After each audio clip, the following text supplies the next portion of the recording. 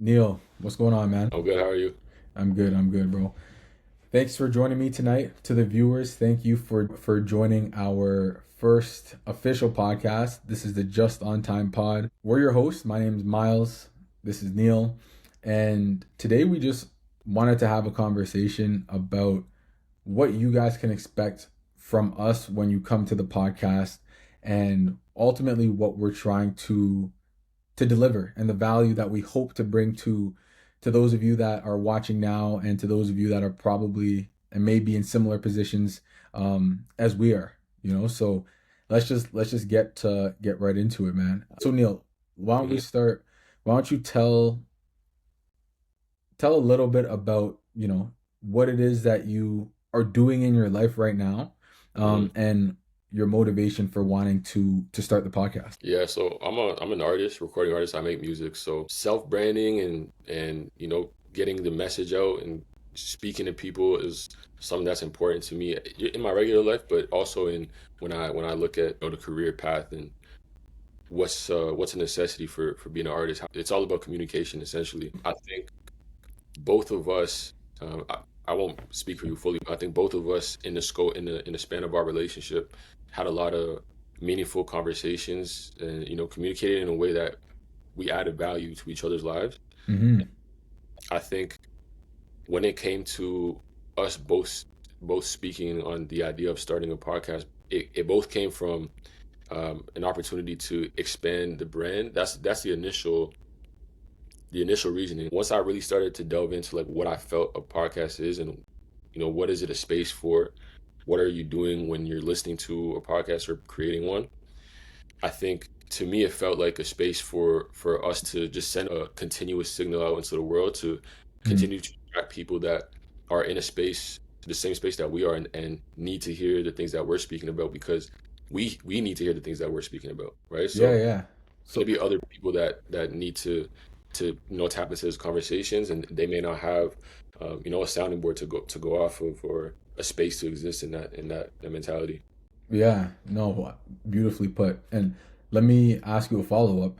What space would you say that we're in? You said people that are in the same, that are in the same place that we are. How would you describe the place that you're in right now? It's funny because you can, as much as you grow, you can still feel like you're still at the beginning, Yeah. right?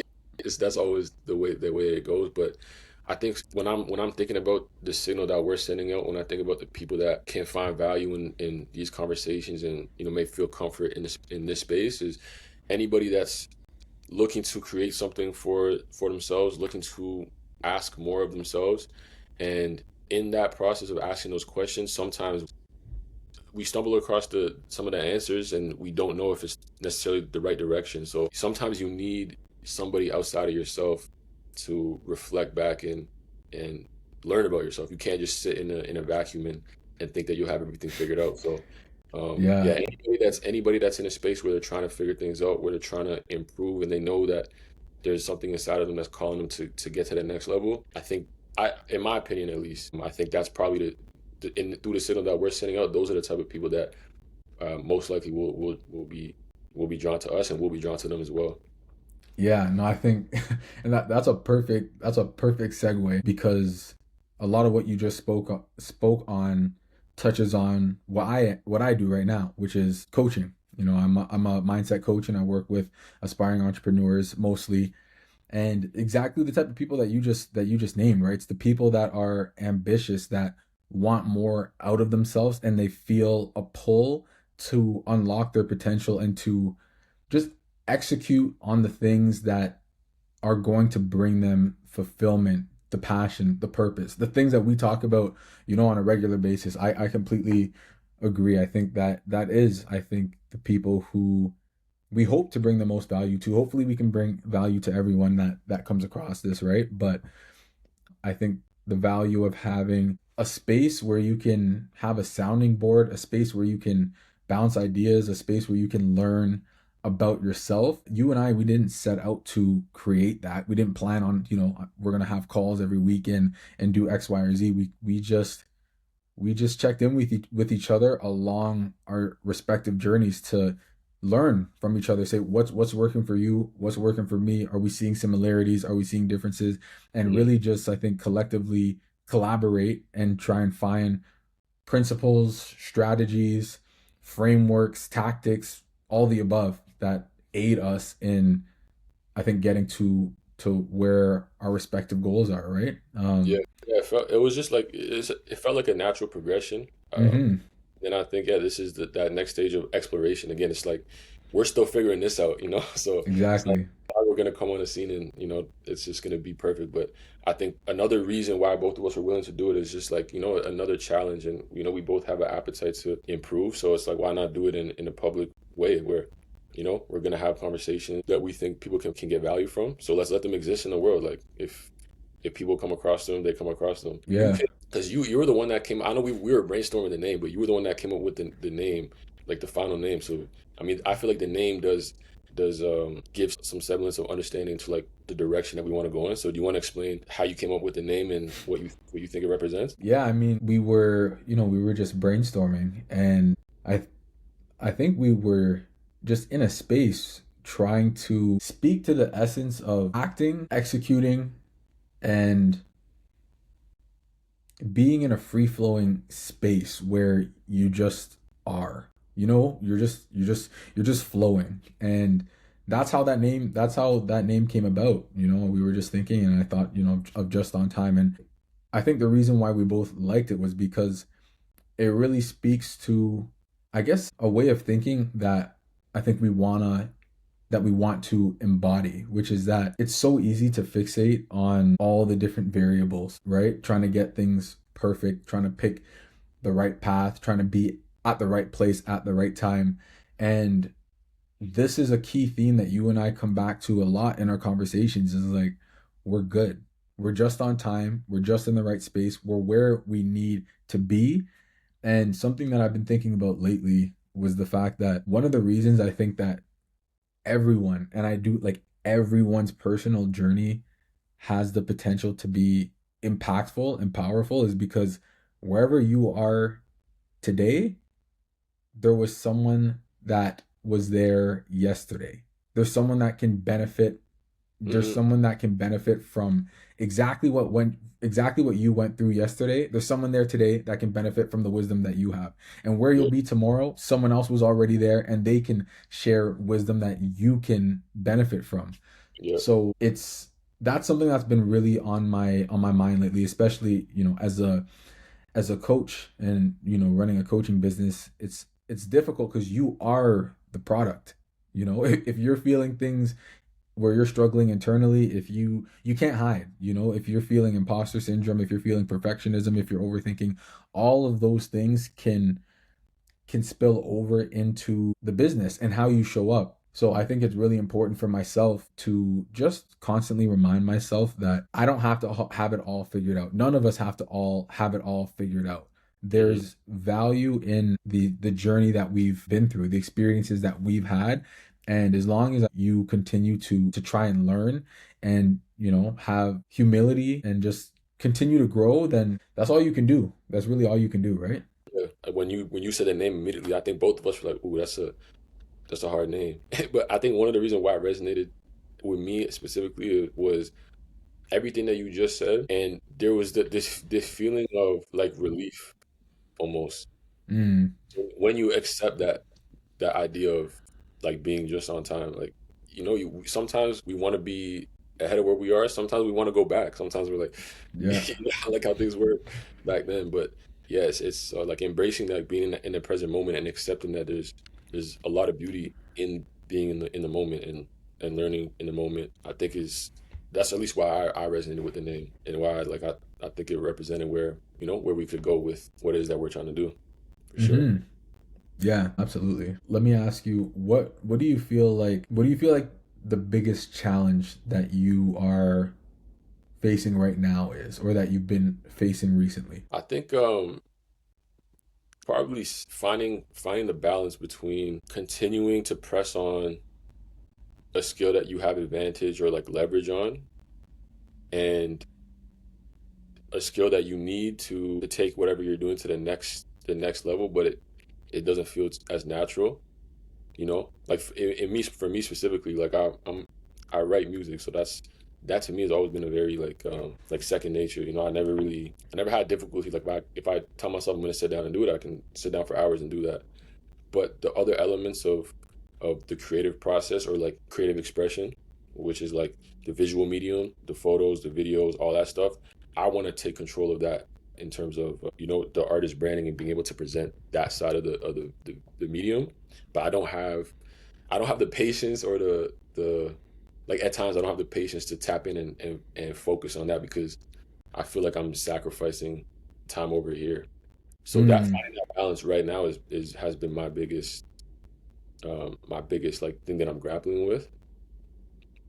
yeah. Sorry, what were you gonna say? No, no, I was finished.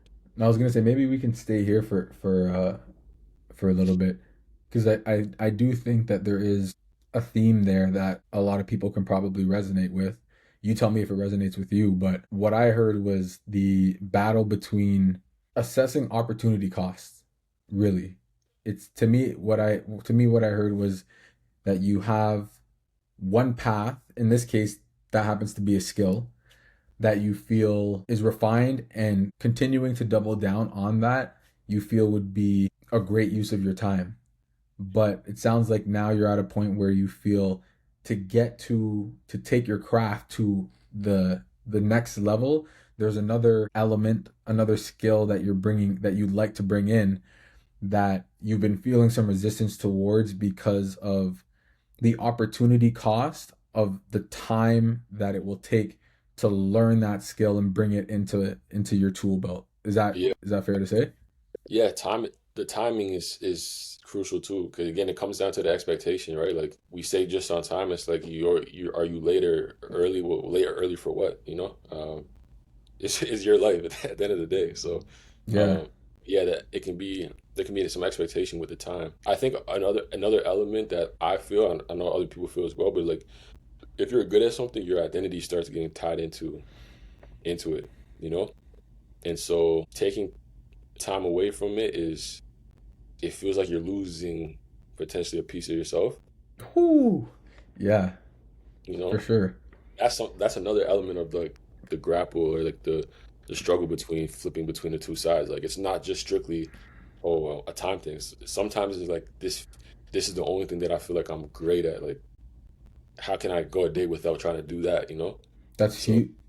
yeah, Yeah, and that's huge. I'm glad you brought that up. I'm glad you brought that up because I know I can resonate, and I would say I don't even think it's only something that you're great at. I think it can also be something that you want to be great at.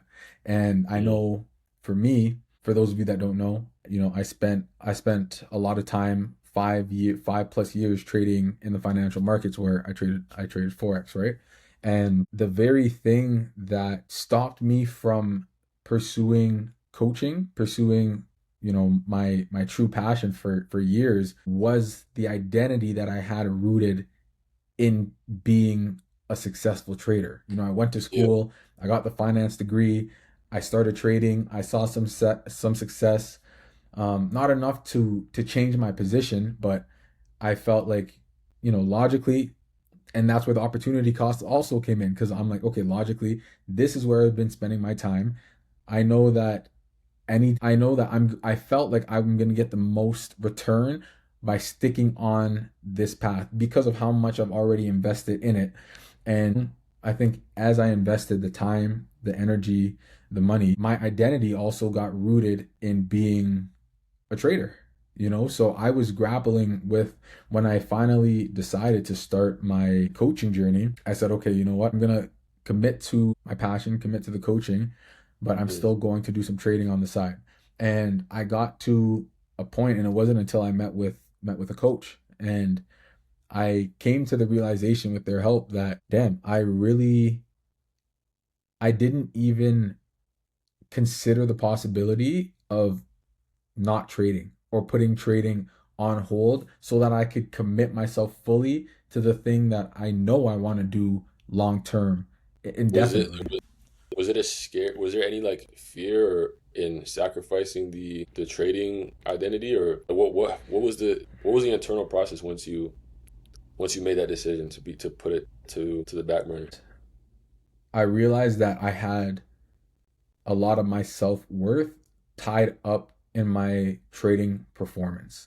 I had told myself, I built this narrative that I need to make 6 or 7 figures specifically through trading for me to provide for my family. And I think as a man who wants to provide, that's where the identity started to get tied, where I saw the vehicle that's going to allow me to provide for myself, to provide for my family in the way I want to, is trading. It's going to be trading.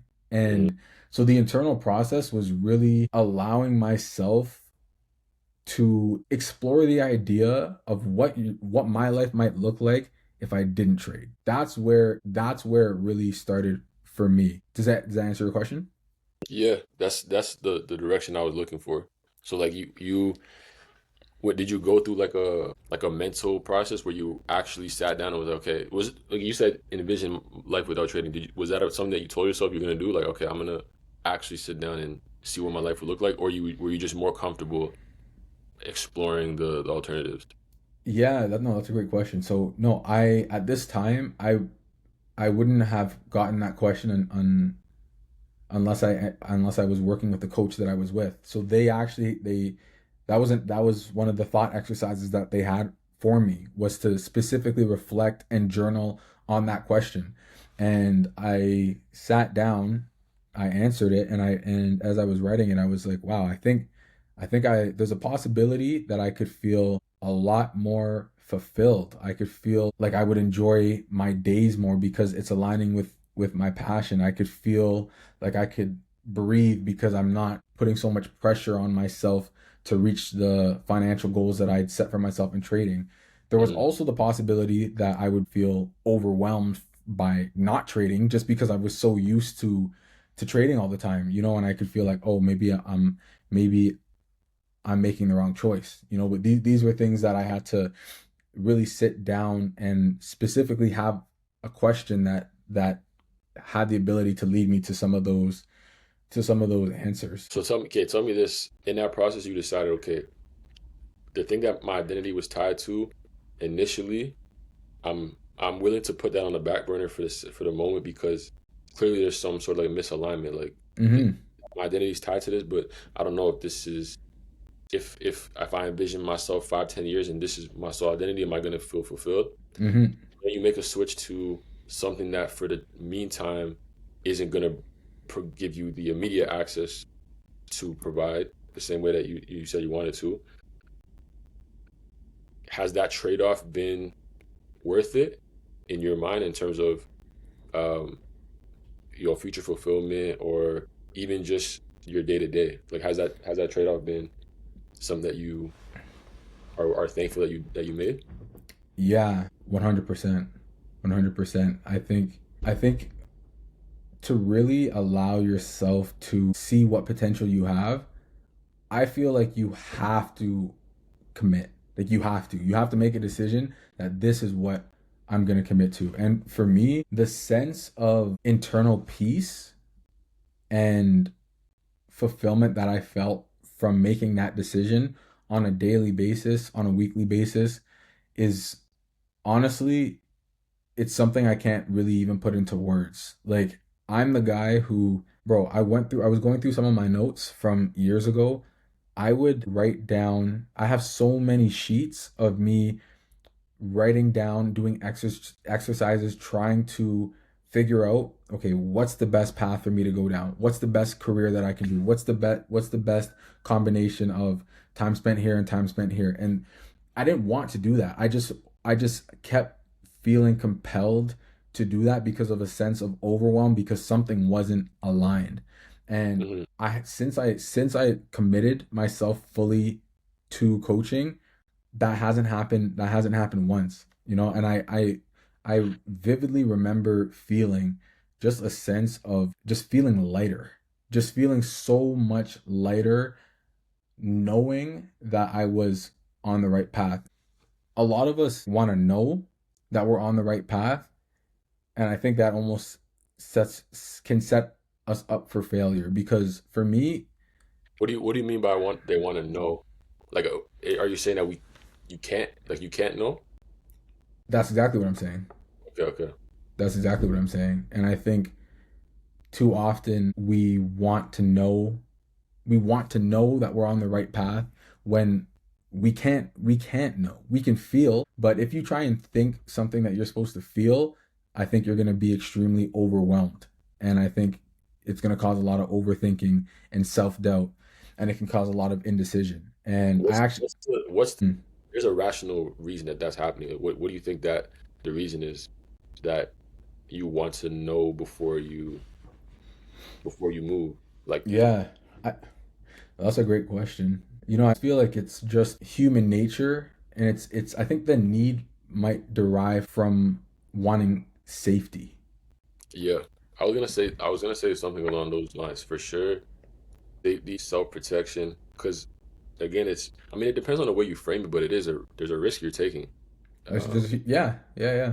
It's a huge risk you're taking. So anybody that feels that way is inclined to take the risk, but baked into the risk is that feeling of uncertainty. So it's like it's impossible, or like a byproduct of you having that nature is that there's going to be uncertainty. So you almost have to appreciate that feeling. That's the shift that has to happen, at least for me, and I'm sure it sounds like that's what was happening for you. Like the shift has to happen that you welcome the uncertainty and you welcome that feeling of, yeah, I don't know if this is if this is the right decision, but recognize that that is the right feeling. It may not be the right decision, but that is closer to the right feeling than trying to get to a space where you know exactly what it is. I know both of us read, like I read a lot of like autobiographies and not tap into a lot of like, especially now with the amount of content that we have, there's a lot of people who have seen incredible success coming out and telling their stories and what they felt. And the reoccurring thing that I've at least pinpointed through is like all these people were figuring it out as they went. Like all the like from the outside looking in, I would think when I'm looking at this person's story, like, how'd they have it all figured out, and they were just so certain of all the moves. And then you get behind the scenes, you peek behind the curtains, and they're telling you, like, I was panicking during this time. Yeah, Like, I had no idea what I was gonna do, or like this deadline was coming up. I had no idea I was gonna make it, but we just ended up putting a product out that was like 50% complete, and then people ended up loving it. And I was like, from the outside, you're looking in, you're like, oh, you don't see that feeling, but yeah, that yeah, uncertainty, all that stuff like that it's baked into the risk. Like it's a future, not it's a feature, not a bug. yeah, for sure. And I think two things came to my mind just now. The first was that we have a tendency to look at taking an action as riskier than inaction. And the Yeah, reality is that's not the case at all. That's not yeah, that because we don't. Yeah, it's funny. It's like there's got to be something in human nature for that, because yeah, inaction is just as much of an action, low Yeah, key. exactly. So, And I was thinking the other day of this scenario, because I was trying to make the point on social media, on TikTok, I think. But I was just thinking, I'm like, okay, let's say let's say you're going on a hike, and you end up coming face to face with a mountain lion. If you're gonna move, you're not thinking about what direction you're gonna go. You're just thinking, I need to move. I need to do it now. There's a risk. There's danger. There's fear. I need to move. yeah. And that's a very obvious example of, if you don't move, there's you're gonna feel that risk probably a lot more than if you just take any step, Mhm. whether you go right, left, back. Probably don't go forward. But Yeah. the point is that, like you said, I think there is something in our human nature. I don't know exactly what it is, but that tried to what I've tried to do is find ways to just remind myself of the fact that there is just as much, one could argue even more risk. There probably is more risk in you not doing anything. You just sitting there, you ruminating, and you thinking past the point. Obviously, you need to get some level of information so that ideally you can make an informed decision. But once you have enough information to select, and you're just sitting there ruminating, overthinking, strategizing, and you're not really moving, man, days can turn into weeks, weeks turn into years, and then decades go by and you're the old man that's like, oh, I should have done this. It's like, no, man. Like, if you just made a decision, then you would have known. And you can just learn and iterate and learn and iterate and just continue that process as opposed to just sitting and thinking. And but it's so much easier said than done because when you're in that decision, it you tell me if you agree, but sometimes it feels like by not doing all the research, by not taking into account all the potential variables, all the potential outcomes, it feels like you're doing yourself a disservice at times. Yeah, I agree. I think it's probably at its core some sort of attempt to protect yourself from quote unquote failure.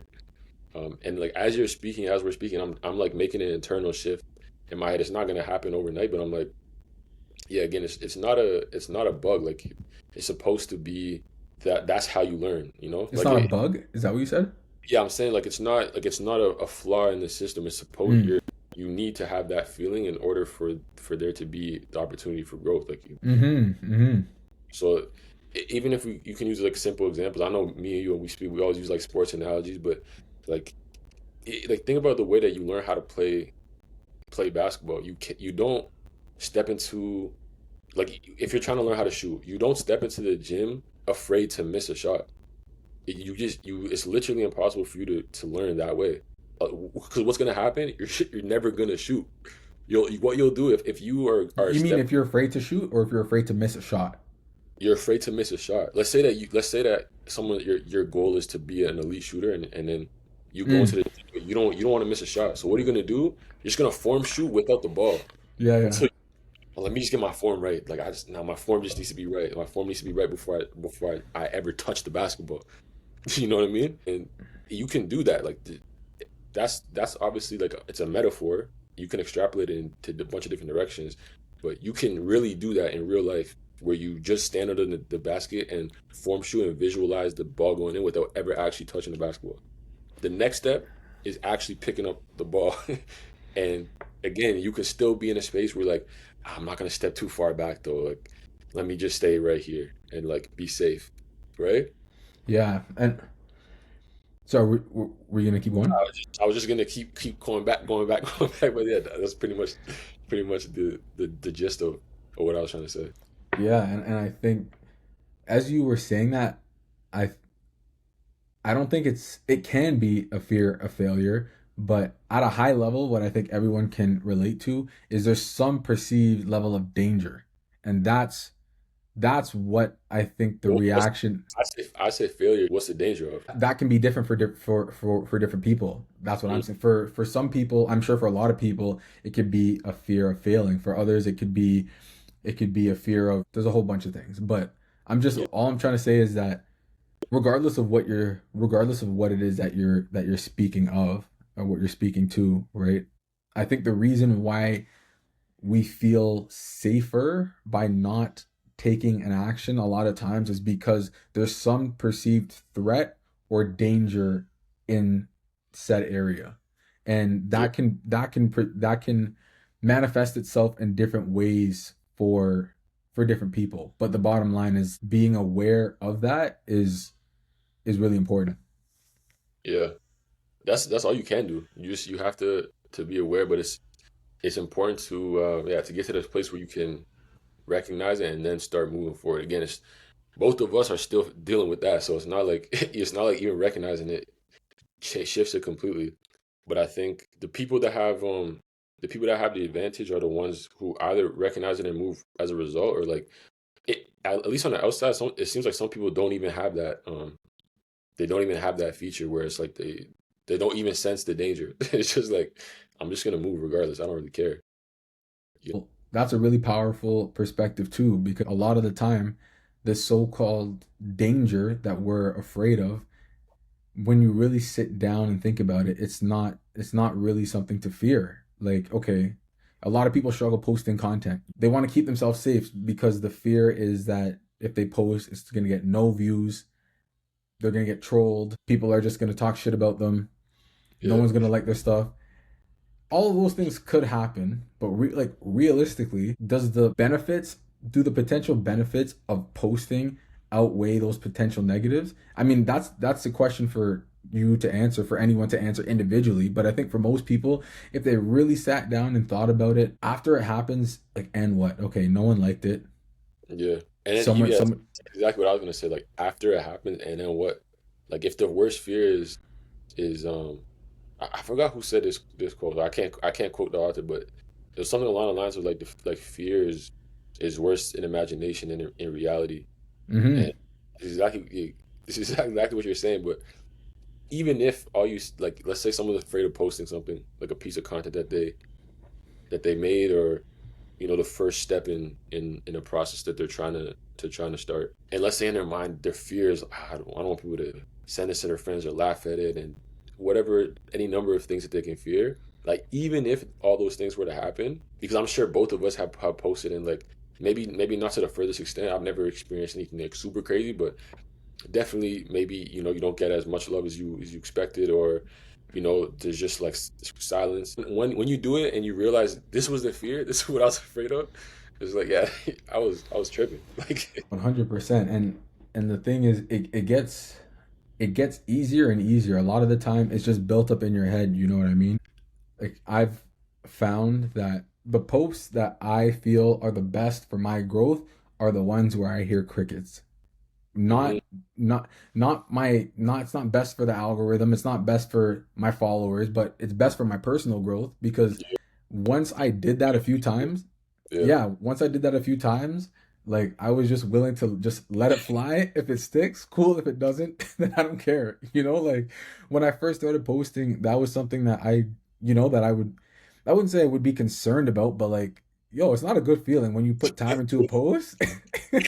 you know, you take your time, you edit your post, you post it, and it's just like, damn, like none of you guys like it. Like that's crazy. And yo, this is a side note too. What makes it worse too, bro? Since I have my son, I'll post stuff on my story. Bare people like it. So I'm like, yo, you guys are seeing. I'm like, okay, all you guys are seeing, but you're just not liking. You're just not responding to the coaching stuff. Okay, I see you. I see you. But it's part of the process, bro. It's part of the process, and once you do it enough times, you could just let it fly. I literally posted a video on TikTok of me speaking with a British accent just because. Like I yeah, would have never done that mhm, 3 months ago, 6 months ago, and I also wouldn't have done that if every single one of my posts got 150 likes, whatever the case is. I also wouldn't have done that because I would yeah. have been like, oh, what if this one flops? You would have been trying to protect the whatever perceived success you were having. It was. Yeah, exactly, exactly. That's so Framing. funny. I don't know why that it had me dying. No, bro, it's It's none of yeah. you guys, none of you guys gonna send me a like. It's crazy, bro. The disrespect, because I know you guys. I know they see it too. I know they see it. I post daily sometimes. I mean, TikTok. Shouts if you're a TikTok follower and you're watching this, it's love because you guys are the real ones. You That's guys like on Instagram, you guys want your pretty edits and your all your like I can appreciate it. You know what I mean? I like the aesthetic thing too, but that's just not that's not what comes natural to me. I'm more of a free flowing speaker, hence the podcast. So if or when I get to the journey where the aesthetics are very important and I can get an editor and I can put all the sound effects, then maybe you guys on Instagram will start showing me love. Until then, or catch me on TikTok. that's not that. Yeah, as long as the essence comes through, like that's all that matters, bro. That's all we can look to project. I keep using the word signal. It's like my new favorite word, but yeah, it's just we send a signal out. Whoever catches it, catches it. Whoever doesn't, just is what it is. Yeah, and I think maybe something to I heard this quote from a guy named Myron Golden. Actually, I'm not going to say the quote. I'm going to say the idea. But essentially, what he was saying was too many people want to know before they believe, but you have to believe to get the opportunity to know. Hmm. And that's something that really stuck with me because it's so true. It's so true. Like we so badly crave information that will remove the need for faith. We want certainty. We don't want to have faith in taking a step that we don't, and not knowing what the outcome will be. But the people that get the farthest, the people that get the, I think, the most amount of growth, especially in the shortest amount of time, are the people that just execute. They say, I'm gonna step and I'm gonna find out. I'm gonna believe and then I'll know. I'm gonna believe and then I'll know. And once you keep stacking those, think about how much information you'll have from taking those steps and knowing the outcome of XYZ over, however many years, as opposed to the person that's just wants information is just waiting for certainty that will never come. You know what I mean? Yeah. Hmm. Yeah, that's a phase I've been in for sure. For sure, for sure. What do you like? The stacking information, Mm, and yeah, so trying to know before you lead with the faith. what is it that you feel like you're trying to, what need do you feel like you're trying to fulfill with that knowledge? I think from what I know now, and it will change going forward in the future, but from where I stand now, I think it's I think I probably wasn't as aware as I am now of Mm, what the stagnation is doing. Like you can really convince yourself that, oh, like I'm preparing with all the information I'm acquiring, I'm preparing myself for what's to come, right? And I mean, like I read a lot, write a lot, so it's not like it went to waste. Like there's a lot of things that I'm knowledgeable about now that I wasn't. But knowledge without application serves you zero purpose, you know? So yeah, you can't really prepare to live, if that makes sense. You kind of just have to do it. mm-hmm. You know what I mean? Like there's no preparation required to go for a walk. You could say, oh, I'm gonna sit here and stretch, and then no, you just have to get up and go, and you'll So figure it out while you're there. what's what's your walk right now? What's the thing in your life that you feel like right now you just need to go out and start walking? You've done the stretching, you've done the prep. It's time to start taking steps. Is there anything in your life right now specifically that you feel like you're at that point with? Yeah, the tough part is like sometimes like you could technically just walk, if walking in this metaphor would probably be like akin to like releasing music and releasing like quote unquote content. You could just release everything you have into an abyss, and to just avoid the way that the algorithm and the internet set up right now. Like everything's hyper curated, so there's a benefit to it. If you understand it, there's a benefit to it because you can again send out the right signals, and then you'll attract the people that you need to attract. But there's there can be some importance on like the strategy, some importance on um, leading with the right information. So that process, it's not like, again, earlier in the conversation when I was asking you where's the rationalization coming from, like part of that is reality. Like part of the Mm. reality is you do need to know Yeah, stuff. yeah.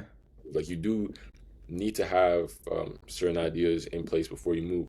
But if you have as much as you're gonna have for the time being, you're not getting anything more by continuing to learn. Like there's a capacity for as much as you can learn without any movement, and I, you can reach that. I definitely hit that a long time ago for sure. That's I was gonna ask, how do you know that though? Because you said that you essentially you're accumulating as much information as you can for the Yeah, at the time being, for the time being. yeah. If you don't define that, then how will you ensure that you're not perpetually in that stage? Because I would assume, people like you, people like me that want to consistently consume new ideas, new information, they want to learn. Do you feel like it's important to have some sort of internal metric for what enough is before you can actually go for the walk, before you can actually execute? I think we know.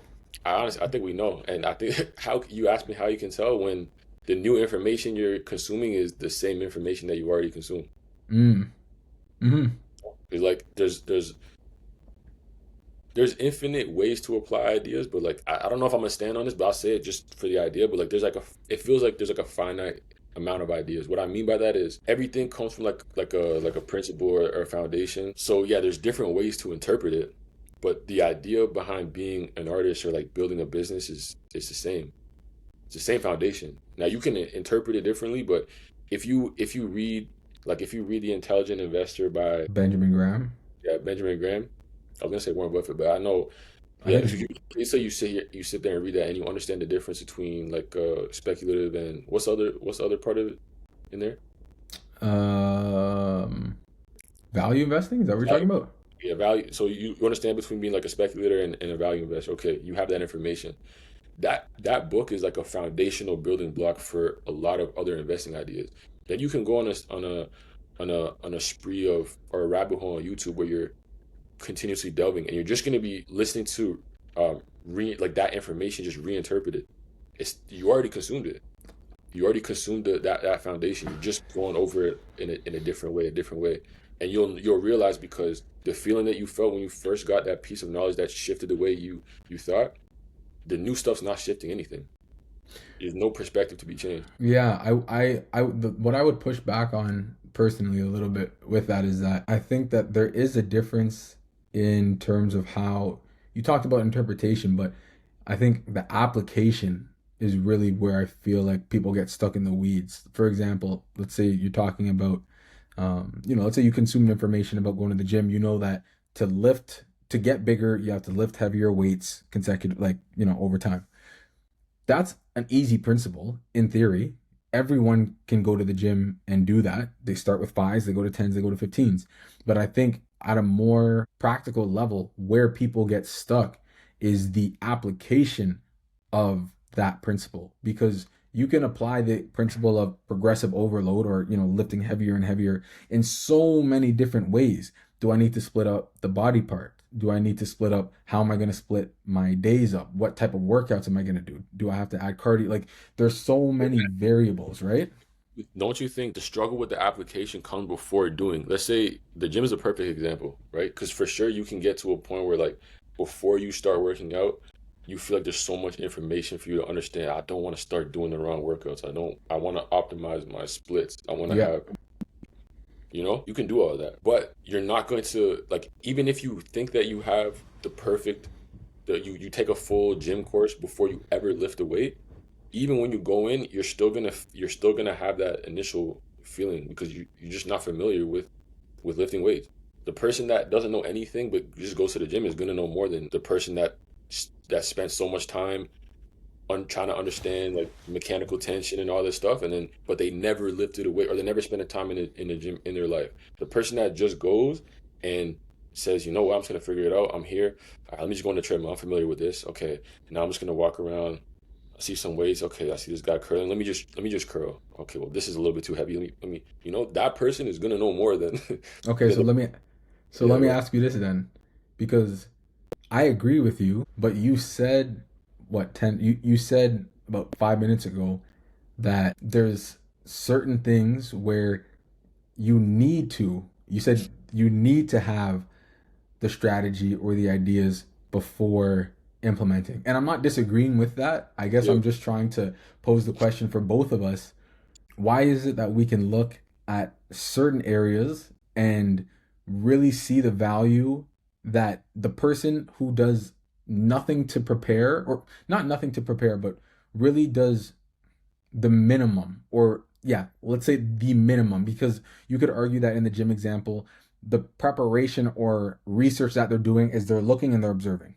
Let's say that's the minimum. So the Yeah. person that does the bare minimum and prioritizes learning on the fly and executing, why is it that we feel like in the areas that are most important to us, Because that person. for exactly that reason, because it's important to us. So we care too much about the outcome and too much Exactly.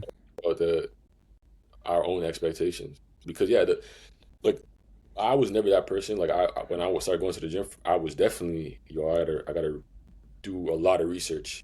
That was something. It wasn't to the extreme where I didn't never allow myself to go, but that was part of me when I started getting back into working out, was like, oh, let me make sure I understand the splits and like understand what like time under tension is, mechanical tension, all these ideas that I still don't really grasp fully, but like I have an idea of what they are. Right. But yeah, in that vein, it's like I don't really care about my physique to the extent where I'm not trying to be like a Miss Olympia, and like that's not really tied to my identity. I go to the gym because I like to work out, and then I like it's clear good for my mental and like my creative space. So there's enough of my identity is tied into the outcome, right? If I was like a Yeah. fit influencer, for sure I'd be spending way more time studying and like trying to figure it out. But I don't really care. Past like I'm fine with just going to the gym and whatever outcome exists from the thing, my physique, I'm good. Like, but Yeah. with trying to make a career or in music, or trying to be a great artist and leave someone that leaves an impact, and like I'm chasing the people that I revered and have like an immense amount of respect for and want to emulate their impact. That's where, because you care. I Yeah. don't want to make a mistake. Yeah. That might be a good place to bring things full circle. Hmm. I think the key takeaway that I got from what you just said was the importance of finding a way for us, for people who are in a similar position as us, to bring the the failure into our identity about the things that we care about. Jeez. You know what I mean? No, it's like, That's exactly where I'm like I've been inching towards, and this is a good mhm, conversation. I know, like low key, this is the type of conversation that we had that flow naturally. That I was like, yo, I'm glad we had this recorded, even for ourselves, because yeah, yeah, this is that idea slash revelation is what I've been itching towards. Like, okay, this I clearly care so much about this thing. The My inability to accept failure in that domain though is holding me back, you know? yeah, And yeah, so, and so accepting failure as a part of the identity and requirement to be great, if you can do that, and there's a lot of people that already have that innately, hmm, and they'll go on to do great things. But if you can influence that, if you're like us a little bit, who may need to internalize it and like reflect on that, like if you can internalize that, for sure. I know for me, when I think about, okay, that's the next step, I feel like the limitations are, just get lifted for sure. I agree. And if I might, I'll add just something tangible that, you know, we can take away, viewers can hopefully take away is, and it's funny because I actually had this conversation with a client of mine a couple weeks ago, and it helped them. But essentially, there's two ways that come to mind when you're thinking about bringing failure, the idea of failure, into your identity about the thing that you care about. I think the first thing that you need to do is really define what failure means to you. Like, journal it, write it down, take a voice note, whatever the case is, but get in a space and really allow yourself to ruminate on what your definition of failure is. Because I think a lot of the time we assume these ideas and definitions that are just given to us externally, and we don't actually sit down and challenge those beliefs. So that's the first thing, is just defining what failure actually is to you. And I think what a lot of people find, I know you and I have had this conversation, I've had this conversation with clients, a lot of people really, when they think about it, they realize that failure to them is not trying. Failure to them is not putting themselves in a position to have the courage to go after what they want. And then the second thing that I would consider is, I think some people could benefit from just reframing maybe the idea of failure itself, because I think some people might have a very binary definition on what failure is. And I think for those people, redefining it might not really resonate, but what might resonate is reframing the actions that are required for one to take and get information. If they don't go as planned, what how can you frame that in a way that empowers you to seek those acts? It doesn't necessarily have to be a failure. If a failure to you is, a failed outcome, maybe you can frame it as learning. Maybe you can frame it as information gathering. maybe you can frame it as research. I don't, it could be different for different people, but those are the two things Yeah, that just came to mind. yeah. No, I think those are good points. Cool, cool. Yeah, man. Well, I think we had a good conversation today. I know you definitely gave me some stuff to walk away and think about. Hopefully, Yeah, whoever, the same for sure. yeah, And yeah, hopefully the viewers got some value here. If you guys have any ideas on things that topics you'd like us to discuss, let us know in the comments. We'll leave there'll be a space there for you guys to just let us know what your thoughts are. But if you made it this far, thank you. We appreciate the support. It's going to be a long journey, but I think we're just looking forward to just moving. We're just on time. That's what the plan was to be. That's where we are, and we're just going to continue to keep sharing our journeys, what we learn, what we'd like to learn, and hopefully, a sense of community that where we can just collectively build, become our best selves, and learn from each other on our own respective paths to our desired outcomes and to success. amen. All right, guys, we'll catch you next time. Easy.